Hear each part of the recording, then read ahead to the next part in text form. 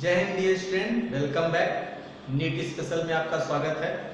NEET special में आज का हमारा टॉपिक है डीएनए फिंगरप्रिंटिंग। तो हम लोग आज ट्रिक्स सीखने वाले हैं कि डीएनए फिंगरप्रिंटिंग में कौन कौन से स्टेप्स होते हैं और इनके हम स्टेप्स की बात करते हैं। डीएनए फिंगरप्रिंटिंग में स्टेप्स की हम बात करेंगे, स्टेप ऑफ डीएनए फिंगरप्रिंटिंग। तो सबसे पहले हम लोग सीख लेते हैं डीएनए फिंगरप्रिंटिंग है क्या। तो डीएनए के स्मॉल फ्रेगमेंट में न्यूक्लियोटाइड के सीक्वेंस को आइडेंटिफाई करना, that is called as the DNA fingerprinting. किसी भी डीएनए के स्मॉल फ्रेगमेंट में हम न्यूक्लियोटाइड के सीक्वेंस को आइडेंटिफाई करते हैं डीएनए फिंगरप्रिंटिंग के माध्यम से।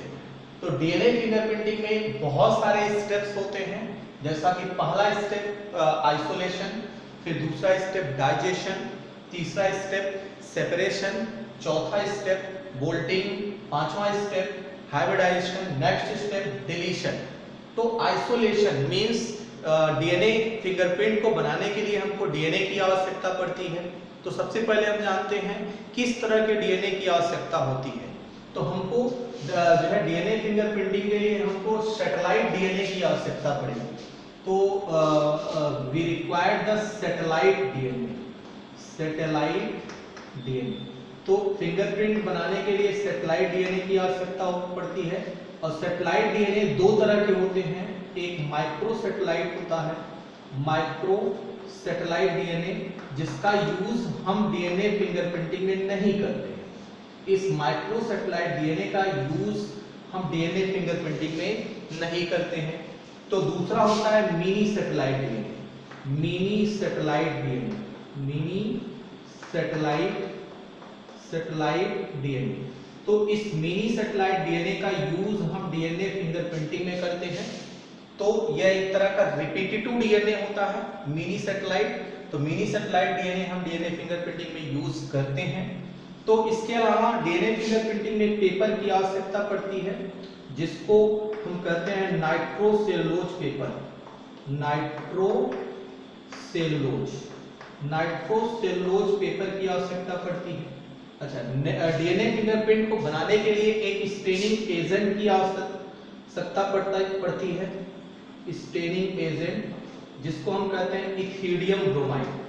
This is called as the ethidium bromide. तो यह स्टेनिंग एजेंट है। तो इथिडियम ब्रोमाइड की आवश्यकता पड़ती है। तो ये क्रम से 5 स्टेप्स हैं। पहला है आइसोलेशन, दूसरा है डाइजेशन, तीसरा है सेपरेशन, चौथा है बोल्टिंग, पांचवा है हाइब्रिडाइजेशन और नेक्स्ट है डिलीशन। आइसोलेशन मतलब सेपरेट करना। हमको ये डीएनए पाने के लिए हमको सेल की आवश्यकता पड़ती है। उस सेल के अंदर से न्यूक्लियस जो होगा, उसके अंदर जो डीएनए है, उस डीएनए को हम कैसे सेपरेट करते हैं, दैट इज द आइसोलेशन। फिर डाइजेशन, उसको निकाले हुए सेपरेट किए हुए डीएनए को हम छोटे छोटे पीस में तोड़ लेते हैं। तो डाइजेशन हम एक एंजाइम के सहायता से करते हैं, जिसका नाम होता है रेस्ट्रिक्शन एंडोन्यूक्लियोज एंजाइम। फिर हम सेपरेशन करते हैं, मींस जो है बड़े और छोटे सेगमेंट को अलग अलग करते हैं। फिर बोल्टिंग टेक्निक अप्लाई करते हैं, this is the fixing technique. फिर हाइब्रिडाइजेशन करवाते हैं, हाइब्रिडाइजेशन हम वीएनडीआर प्रोब के माध्यम से करवाते हैं। फिर डिलीशन होता है। ये 5 स्टेप्स होते हैं। इसको याद करने के लिए एक ट्रिक्स है, इंडिया देश सबसे बढ़िया है दीपिका। दीपिका किसी गर्ल्स का नाम हो सकता है। इंडिया देश सबसे बढ़िया है Deepika. I means isolation, D means digestion, S means separation and B means bolting, H means hybridization और डी मींस डिलीशन। इस ट्रिक की सहायता से इस स्टेप्स को हम सीख सकते हैं।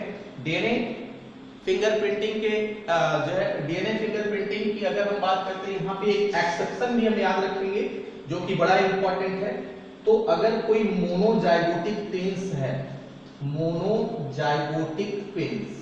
अगर कोई मोनोजाइगोटिक ट्विंस है, ऐसा ट्विंस मोनोजाइगोटिक ट्विंस दो तरह के होते हैं, एक डाइजाइगोटिक होता है और दूसरा मोनोजाइगोटिक ट्विंस होता है। यदि कोई मोनोजाइगोटिक ट्विंस है, मींस एक ही जाइगोट से बना हुआ ट्विंस है तो उन ट्विंस, ऐसे ट्विंस के डीएनए का हम फिंगरप्रिंट नहीं बना सकते क्योंकि उन दोनों में सेम टाइप के डीएनए होंगे, 1% वेरी नहीं करता है। तो डीएनए फिंगरप्रिंट जो हम बनाते हैं जो है, जिस डीएनए का हम बनाते हैं वो जो है उसका वेरिएशन 0.1% होता है। तो जो है ह्यूमन में, सारे ह्यूमन में जो डीएनए पाए जाते हैं तो उसमें 99.99% डीएनए सेम होते हैं, केवल जो है 0.1% डिफरेंस होता है। तो इसको हम ऐसे भी जान सकते हैं 3 × 10⁶ बेस पेयर न्यूक्लियोटाइड डिफरेंट होंगे। तो इतना पॉइंट हम लोग जानेंगे किसी जो है नेक्स्ट किसी अगले वीडियो में। डीएनए फिंगरप्रिंटिंग में हम डिटेल बात करेंगे। ये ट्रिक्स के लिए मैंने वीडियो बनाया था। तो आज के वीडियो में बस इतना ही हम सीखेंगे। नेक्स्ट लेक्चर में हम किसी एक नए कॉन्सेप्ट के साथ बात करेंगे। Thank you, take care.